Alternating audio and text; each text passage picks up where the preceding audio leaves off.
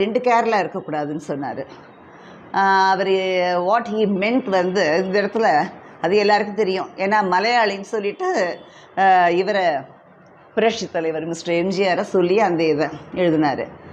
ஏன் முன்னாடி பக்கத்தில் இருக்கிறப்பெல்லாம் கேரளா தெரியல போல இருக்குது. ஒன்றா சாப்பிட்றப்ப, காசு கொடுக்குறப்ப, நடித்து கொடுக்குறப்பெல்லாம் கேரளா தெரியல.